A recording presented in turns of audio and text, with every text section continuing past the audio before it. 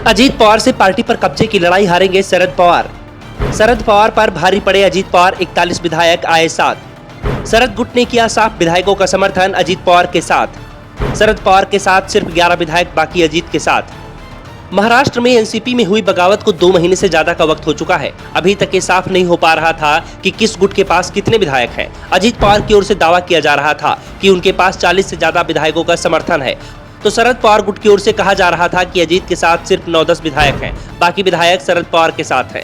इस बीच चुनाव आयोग में भी दोनों ही गुट खुद को असली एनसीपी बता रहे हैं। शरद पवार ने तो एनसीपी में किसी भी तरह की टूट के दावों से इनकार कर दिया है और साफ कर दिया कि कुछ लोगों के विचार अलग हैं, कुछ लोग पार्टी छोड़कर चले गए हैं, लेकिन इसे एनसीपी में टूट नहीं कहा जा सकता।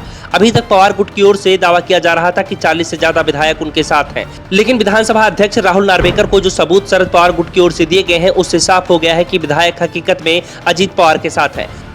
शरद पवार गुट के पास सिर्फ 11 विधायक बचे हुए हैं, जिसमें जयंत पाटिल, जितेंद्र आव्हाड, रोहित पवार, अनिल देशमुख, राजेश टोपे, बाला साहेब पाटिल, संदीप क्षीरसागर, सुनील भुसारा, सुमनताई पाटिल, प्राजक्त तनपुरे और अशोक पवार का नाम शामिल है।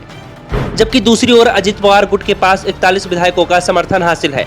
ऐसे में अब ये भी दावा किया जा रहा है कि चुनाव आयोग में भी अजीत गुट की ताकत बढ़ती दिखाई दे रही है और इस बात के संकेत मिल रहे हैं कि चुनाव आयोग में अजीत गुट की ही जीत होगी, क्योंकि एनसीपी को सिर्फ 2 ही राज्यों में क्षेत्रीय दल का दर्जा मिला है, महाराष्ट्र और दूसरा नागालैंड। नागालैंड के सभी एनसीपी विधायक अजीत पवार गुट में शामिल हो चुके हैं और अब महाराष्ट्र के भी अधिकांश विधायक अजीत के साथ दिखाई दे रहे हैं। पवार गुट के दावों को देखें तो अजीत के साथ महाराष्ट्र में 41 विधायक हैं और इस बात की पुष्टि शरद पवार गुट ने ही कर दी है कि अजीत के साथ पार्टी के 41 विधायक चले गए हैं, क्योंकि इन विधायकों की विधानसभा सदस्यता खारिज करने की मांग शरद गुट की ओर से विधानसभा अध्यक्ष से की गई है। दरअसल पवार गुट ने 3 बार विधानसभा अध्यक्ष को पत्र लिखा था, जिसमें सबसे पहले अजीत पवार के साथ मंत्री पद की शपथ लेने वाले सभी 9 विधायकों को आयोग घोषित करने की मांग शरद पवार गुट की ओर से की गई।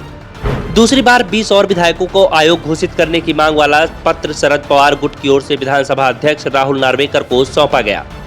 तीसरी बार 11 विधायकों को आयोग घोषित करने का पत्र पवार गुट ने विधानसभा अध्यक्ष को सौंपा है और अब चौथी बार 1 विधायक और 3 एमएलसी सदस्यों को आयोग घोषित करने की मांग स्पीकर से की गई है।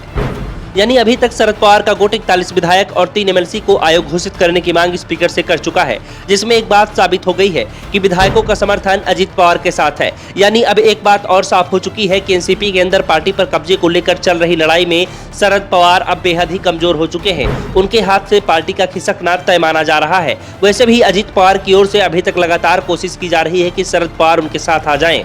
साथ ही ये भी दावे किए जा रहे हैं कि शरद पवार गुट के प्रदेश अध्यक्ष जयंत पाटिल भी अजीत पवार के संपर्क में हैं। वो भी पाला बदलने की तैयारी में जुटे हुए हैं। जयंत पाटिल के चलते महाराष्ट्र में अभी तक मंत्रिमंडल का विस्तार का काम रुका हुआ है। जयंत पाटिल जिस दिन पाला बदलेंगे उसी दिन महाराष्ट्र में मंत्रिमंडल का विस्तार हो जाएगा। Bureau report, the Dhakad news.